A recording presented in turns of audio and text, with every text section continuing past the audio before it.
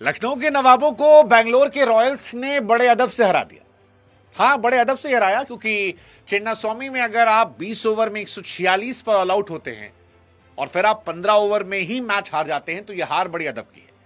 हालांकि यह हार से ज्यादा जीत के चर्चे आरसीबी के होंगे, क्योंकि आरसीबी इस जीत के साथ आईपीएल 2026 की नंबर 1 टीम बन गई है।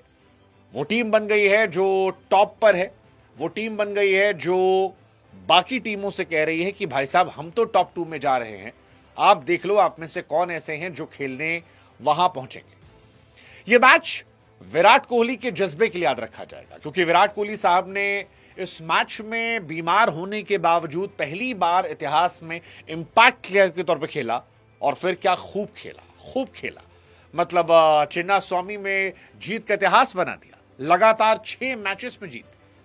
6 मैचेस बहुत बड़ी कहानी होती है। 2011-12 में हुआ था, 13 में हुआ था, और अब 25-26 में उस तरफ चले गए। इस मैच में किसी के बल्ले से शतक तो नहीं आया, किसी के बल्ले से अर्धशतक नहीं आया, लेकिन आरसीबी के बल्लेबाजों ने टुकड़ों टुकड़ों में बताया कि भाई साहब हमारी बैटिंग बहुत स्ट्रांग है।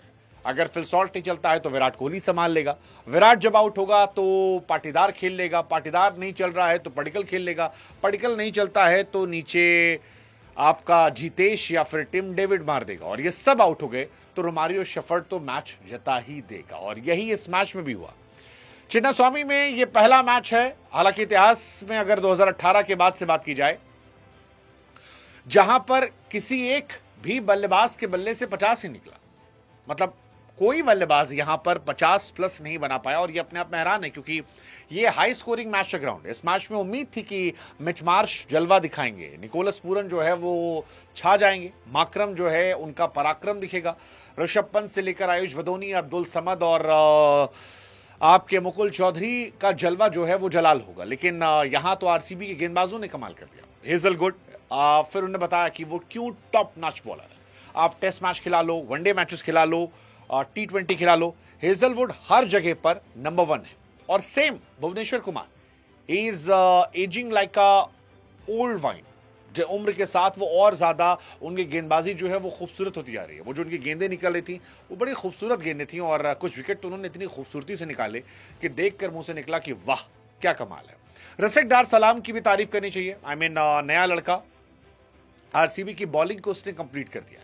हेजलवुड और आपके भुवनेश्वर का इंपैक्ट दिखता था, लेकिन साथ में एक गेंदबाज नहीं मिलता था, और रसिक डार सलाम की वजह से वो जो एक एरिया है वो इनका बड़ा स्ट्रांग हो गया। हालांकि इनके पास डगआउट में और ही बॉलर हैं, इनके पास अभी मंगेश यादव बैठा है और भी कई लड़के बैठे हैं, बट ओवरऑल इनकी गेंदबाजी जो है वो सॉलिड हो गई, क्योंकि 3 फास्ट बॉलर, तीनों फॉर्म में। सुयश और कुरनाल क्या गजब गेंदबाजी कर रहे हैं। कुरनाल पांड्या की आप जितनी तारीफ करें उतना कम है। मतलब आज जिस तरह से विकेट निकाले उन्होंने, आपको तारीफ करनी चाहिए। तारीफ है, इसीलिए शायद आरसीबी जो है वो टेबल टॉपर हो गई। एक मैच जहां पर वैभव सूर्यवंशी इन्होंने हरा दिया था, उसके अलावा अगर आप देखें एसआरएच को 6 विकेट से हराया, सीएसके को 43 रनों से, मुंबई को 18 रनों से, एलएसजी को 5 विकेट से उन्होंने हराया। 5 मैचेस में 4 जीत, सिर्फ वो एक मैच में हार जहां पर वैभव सूर्यवंशी की एक्स्ट्रॉर्डिनरी बैटिंग ने उन्हें हराया था, और आरसीबी डोमिनेट करते हुए हराती है। एसआरएच को उन्होंने 15.4 ओवर में 203 चेस कर दिया था। सीएसके के सामने 20 ओवर में 250 ठोके थे। एक आरआर वाला मैच था जहां वो थोड़े कमजोर पड़े थे, 201 जहां पर मैच बने थे। अदरवाइज आप देखो एमआई के सामने 240 ठोक दिए थे, और आज भी वो लंबा खेलने वाले थे। 15 ओवर में 149 रन बनाए, विकेट गिर रहे थे, बट उनकी बैटिंग लाइनअप सॉर्टेड थी। उन्होंने मानो मन बना रखा है कि भाई हम तो तेज खेलेंगे, जिसको जैसे खेलना है वो खेल ले, और वो खेल रहे हैं। रजत पाटीदार भी इस सीजन में खेल रहे हैं, आज भी उन्होंने खेला। एसआरएच के सामने 12 गेंद 31 रन, सीएसके के सामने 19 गेंद 48 रन, आरआर के सामने 40 गेंद 63 रन, एमआई के सामने 20 गेंद 53 रन, एलएसजी के सामने 13 गेंद 27 रन। आई थिंक जितनी तारीफ की जाए उतना कम है। 5 मैच 222 रन, 55 का एवरेज और 213 का स्ट्राइक रेट, जिसमें खास बात यह कि छक्के 21 पड़े। मैडनेस है। मतलब एक साइड विकेट गिरता रहता है और एक साइड पाटीदार आते हैं और एक्सप्लोसिव बैटिंग से सबको हैरान कर देते हैं। So I am very much impressed उनसे। विराट कोहली ने भी इस मैच में अच्छा खेला। पावर प्ले में तो खासतौर पर जिस तरह से शमी को टैकल किया वो कमाल था। इस आईपीएल में विराट कोहली के बल्ले से भी रन आए, 69 रन एसआरएच के सामने, 28, 32, 50, 49।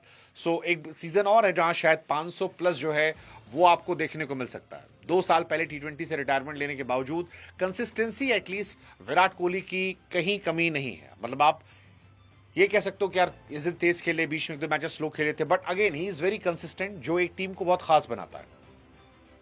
और बाकी उनके पास हिटर भरे पड़े, अब तो पडिक्कल भी मारता है, पाटीदार भी मारता है, नीचे आपके पास टिम डेविड मारने वाला है, जितेश शर्मा मारने वाला है, सो हर आदमी आपका मारने वाला है। लेकिन मेरे लिए ये मैच आरसीबी की बैटिंग से आरसीबी की बॉलिंग के लिए रहेगा, क्योंकि रसिक डार सलाम यार, मतलब मैन ऑफ द मैच भले ही हेजलवुड को मिला हो, 4 ओवर 20 रन 1 विकेट, लेकिन अगर ऑनेस्टली देखा जाए तो इस मैच में भुवनेश्वर और रसिक भी 19 नहीं थे। भुवनेश्वर ने 4 ओवर में 27 रन देकर 3 विकेट, रसिक सलाम ने 4 ओवर में 24 रन देकर 4 विकेट। अब आप अगर इसको जोड़ के देखो तो फास्ट बॉलिंग जो है वो अलग लेवल पे गई है, मतलब जितनी तारीफ करो उतना कम है। 71 रन देकर फास्ट बॉलिंग ने 12 ओवर में आपके 8 विकेट निकाले। That's absolute madness, absolute madness. 12 over में 71 रन देकर और फिर आप 8 विकेट निकाल लेते हो, यही मैच खत्म हो गया था। इसीलिए शायद दुनिया जो है आज तारीफ कर रही है। आईपीएल हर दिन एक नया स्टार पैदा कर रहा है, और आज के स्टार जो थे वो रसिक सलाम थे, और उनको दुनिया सलाम करे। 24 अब बहुत यंग लड़का है, और जिस तरह से वो गेंदबाजी कर रहे हैं, खासतौर पर वो मुकुल चौधरी को जिन्होंने क्लीन बोल्ड मारा था, क्या कमाल ही गेंद थी। मुकुल ने शॉट अच्छा मारा, हम सब एक्सपेक्ट कर रहे थे वो और अच्छा खेलेंगे, लेकिन फिर वो टांगों के बीच में यॉर्कर, और कमाल कमाल। मतलब अगर आप अनकैप्ड इंडियन की बेस्ट बॉलिंग परफॉर्मेंस देखोगे तो वहां पर आपको टॉप में ये भी नजर आएंगे। हर्षल पटेल ने 2021 में किया था, 5 विकेट लिए थे। श्रीनाथ अरविंद ने 4 विकेट निकाले थे 2011 में। आपके केपी अपन्ना ने 2012 में काम किया था, और रसिक डार सलाम ने इस साल 2026 में काम किया है।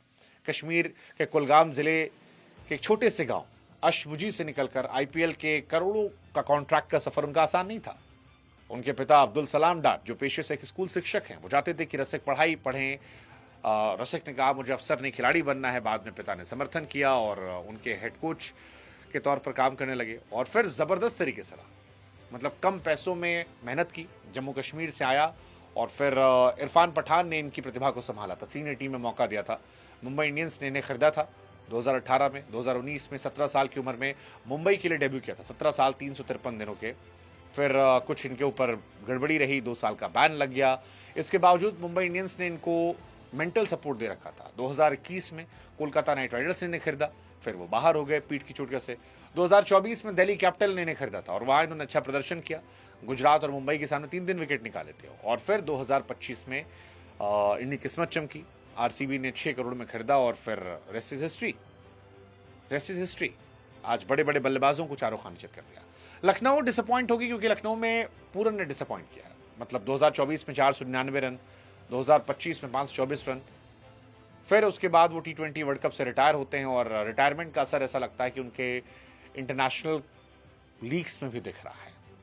हर बड़े टूर्नामेंट में वो इंटेंट कम हो रहे हैं, ऐसे टी20 की बात हो, आईएल टी20 की बात हो। और ये भी शायद एक मैसेज है कि वो खिलाड़ी जो बहुत बड़े प्लेयर है, अगर वो इंटरनेशनल क्रिकेट छोड़ देते हैं तो स्ट्रगल करते हैं, और ये struggle he I think Lucknow के हारने की वजह बना। But anyways, well played RCB, well done. I think RCB, Punjab, ये 2 टीमें तो मैं टॉप 2 में छोड़ रहा हूँ। आपकी टॉप 4 टीमें कौन सी हैं, आप कमेंट सेक्शन में लिख दो।